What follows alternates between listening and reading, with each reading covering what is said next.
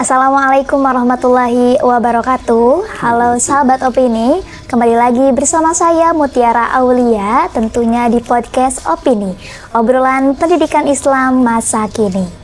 Oke sahabat, kali ini saya akan menemani sahabat opini semua dengan menyuguhkan beberapa informasi yang menarik dan tentunya bernuansakan Islami.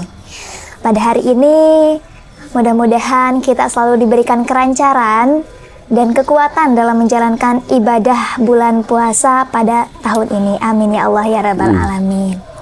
Oke sahabat opini, kali ini kita akan membahas hal yang menarik, yaitu apakah ada amalan yang dapat mengantarkan kita ke surga? Maka dari itu saya ditemani dengan narasumber kita yang sangat luar biasa. Ada Kiai Haji Udin Nawawi SSY/MM. Kita sapa terlebih dahulu. Assalamualaikum Akang. Waalaikumsalam warahmatullahi wabarakatuh. Bagaimana Akang kabarnya hari ini? Sehat. Alhamdulillah. Belum puasa, masih seger. Alhamdulillah. Nah, kita kali ini akan membahas tentang amalan-amalan yang dapat mengantarkan kita ke surga. Mungkin sahabat opini di rumah belum tahu nih bahwa ada amalan yang sangat luar biasa, yang sangat dahsyat. Oke. Ada beberapa pertanyaan ini Akang. Yang pertama itu, apakah ada amalan yang mampu mengantarkan kita ke surga tanpa hisab? Boleh dijelaskan sedikit, Kang? Assalamualaikum warahmatullahi wabarakatuh. Waalaikumsalam. Bismillah, alhamdulillah, wassalatu wassalamu ala rasulillah wa ala alihi wa ashabihi wa mawalah ma ba'du. Terima kasih, hatur nuhun. Neng anu karasep ngegelis. Mudah-mudahan barokah ilmu, barokah Amin, amin, amin. yuswa, barokah segala rukuna. Akan berdoa mudah-mudahan akan sehat. Amin, amin. Kita menjalankan saum Ramadan anu kurang bakal dilaksanakan sebulan penuh.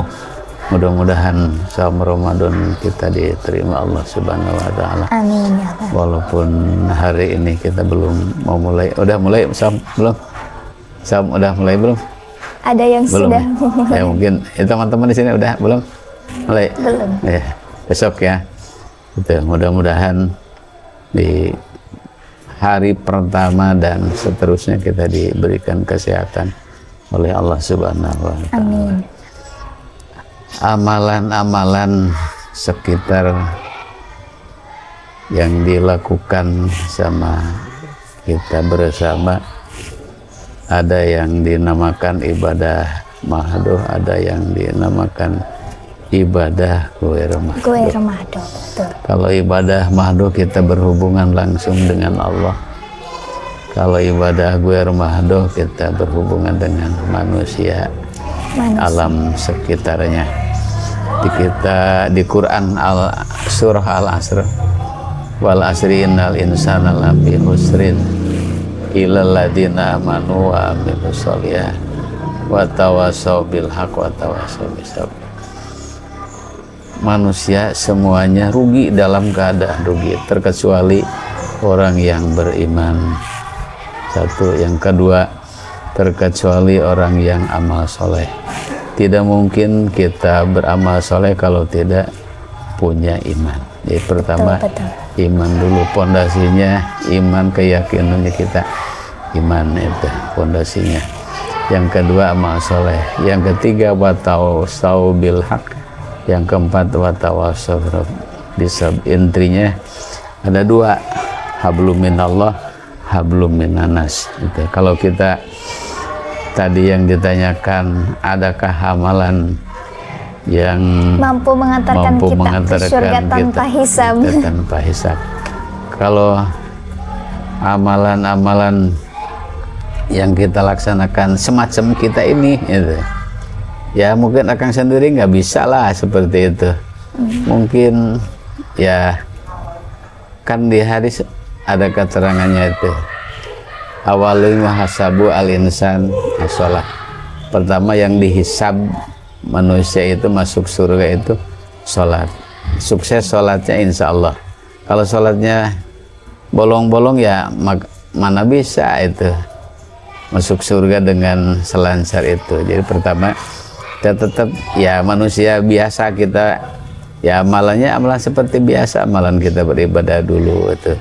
Yang tadi kita yang dinamakan amanu wa amilus sholihah, terus berhubungan dengan manusia yang dinamakan hablum minallah hablum minanas ya, seperti itu.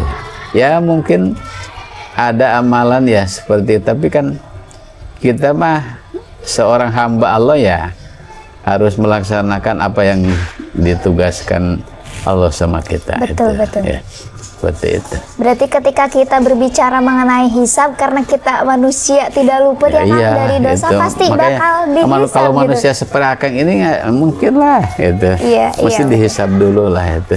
Betul. Walaupun kita pengen masuk surga langsung, tapi kan Iya. ya seperti itu, sadar diri kita seperti itu. Maka dari itu kita harus ya memang semaksimal mungkin lah kita beribadah itu. Betul. Ini supaya ya mencapai target udhul jannah ya seperti itu. Ya, kalau ada pun memang ada man qala la ilaha illallah dakhala jannah. Itu kan batasan untuk minimal lah itu. Barang siapa yang mengucapkan la ilaha illallah dakhala jannah. Tapi kan perlu proses. Enggak begitu bisa baca kita la ilaha illallah langsung masuk surga. Enggak ya, Enggak seperti itu. Tapi juga saya pernah mendengar nih Kang bahwa setiap manusia itu pasti nantinya sebelum masuk surga itu pasti masuk neraka dulu. Apakah betul semuanya seperti itu kan? Enggak, itu. Enggak semuanya seperti itu. Jadi yang masuk surga itu yang ada yang dikatakan di keterangan itu, ada yang masuk surga itu ada yang seperti kita kilat apa kilat? Iya. Olehnya kilat masuk surga itu. Iya, betul. Nah, seperti itu kan. Tapi yang paling terakhir katanya gitu di keterangan itu, jadi semuanya udah masuk ke sana. Kalau ini mah lewat nggak mau itu. Ya, jadi mana nama mundag teh mendag mayong sebasarna ragu-ragu lah. Ragu-ragu itu. Terus ditanya, kamu nyenan pernah baheula di dunia itu, pernah cenah nyen masjid itu. Nah, itulah dijadikan salah sawios keterangan bahwa masjid salah sawiosna kendaraan kerejalamaan masuk surga anu memang ya amalan itu seperti yang lain gitu, seperti itu, cuma bisa seperti itu.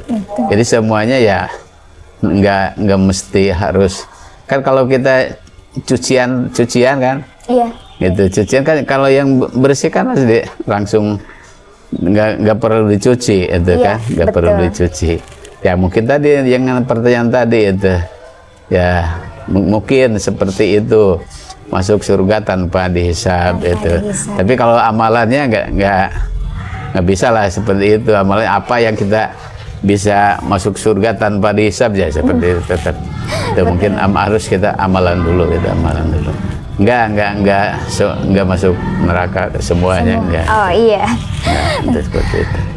Saya juga pernah mendengar nih Kang, ketika kita sudah meninggal, nah salah satu yang tidak akan terputus itu adalah doa dari anak yang soleh. Nah, bisakah misalkan ketika contohnya dua orang tua kita sudah meninggal, apakah bisa kita melakukan amal sesuatu tapi dikhususkan untuk kedua orang tua kita yang sudah meninggal? Oh iya. Kan di hadis itu idza mata ibnu adama in qata'a amaluhu ila min salasin, terkecuali 3 yang tidak putus. Ya. 1 sedekah jariyah. Itu berarti kan kalaupun orang tua kita udah meninggal, kita sedekah untuk orang tua kan nyampe mesti kan? Betul. Sedekah, ataupun orang tua kita sendiri waktu semasa hidupnya di alam dunia suka derma, suka sodako, itu. Di sodako yang disodakokan sama orang tua, selagi bisa dimanfaatkan di dunia, mesti pahalanya ngalir. Yang kedua, ilmu yang bermanfaat, itu. Nah, orang tua kita punya ilmu, jadi kiai apalah. Yang penting ilmu, walaupun nggak jadi kiai itu. Tentang ilmu apa aja itu, tentang pertanian, tentang matematika itu dan ini, kimia itu dan ini, diamalkan di dunia sepanjang ada yang mengamalkan manfaat. Yang ketiga doa, gitu. Doa anak soleh, ya awaladin solihin yad'u lahu, gitu. Jadi anak soleh yang mendoakan orang tua, seperti itu. Nah, berbicara mengenai surga nih, mungkin sahabat opini di rumah juga belum tahu Kang, ada berapa macam sih macam-macam surga gitu. Dan saya juga pernah mendengar bahwa setiap surga itu ada gitu firdausnya. Bukan ada firdausnya, jadi salah satu yang 7 itu ada yang dinamakan surga firdaus. Seperti itu. Ya, itu. Jadi yang salah satu daripada yang 7 itu 7 ya. Iya. Surga itu 7, salah satunya surga firdaus. Apa saja Kang yang 7 itu? Boleh disebutkan? Kan kurang paham semuanya tuh. Itu.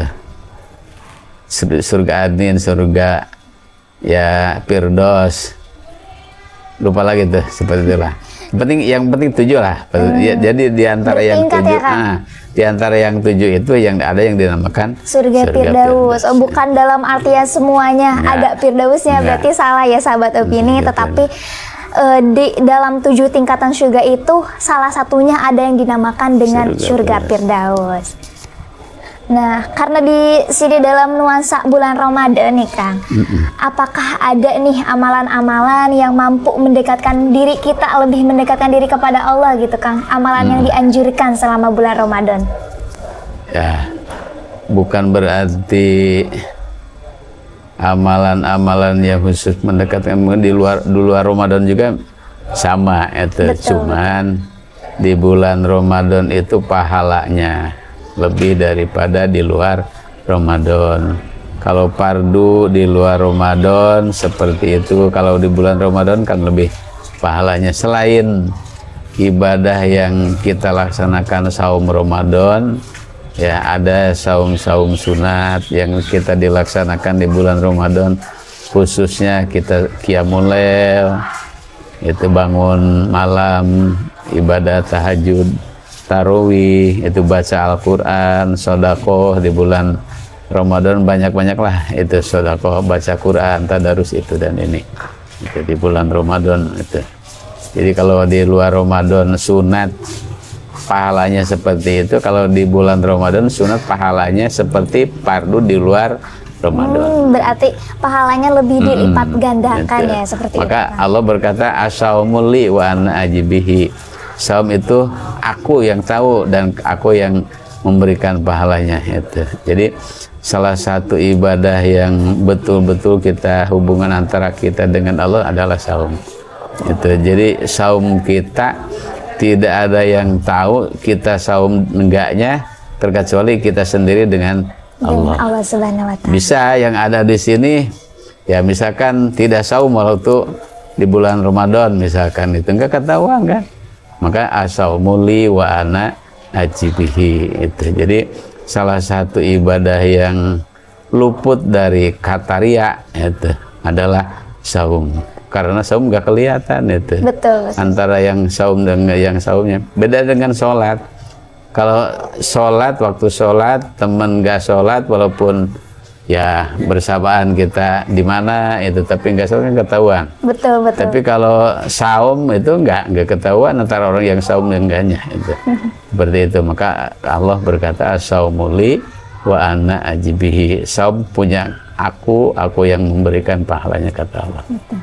Oke, jadi sahabat opini semua yang ada di rumah, bahwa amalan-amalan itu ya seperti biasa yang kita dilakukan sebelum bulan Ramadan gitu. Cuma yang menjadi perbedaannya ketika di bulan Ramadan, maka amalan yang kita lakukan akan berlipat ganda pahalanya, seperti itu. Oke, terima kasih Akang sudah sharing ilmu bersama kami. Mudah-mudahan kedepannya kita bisa bertemu kembali. Mudah-mudahan kita semua sehat. Amin, amin ya Allah. Saum Ramadan sempurna itu. Amin, insya Allah. Oke, sahabat opini, itu tadi mungkin akhir dari perbincangan kita pada podcast kali ini. Banyak sekali ilmu yang bisa kita dapatkan. Pantengin terus channel kami di Stitnu Al-Farabi Pangandaran, dan jangan lupa untuk like, comment, share, dan subscribe podcast kami.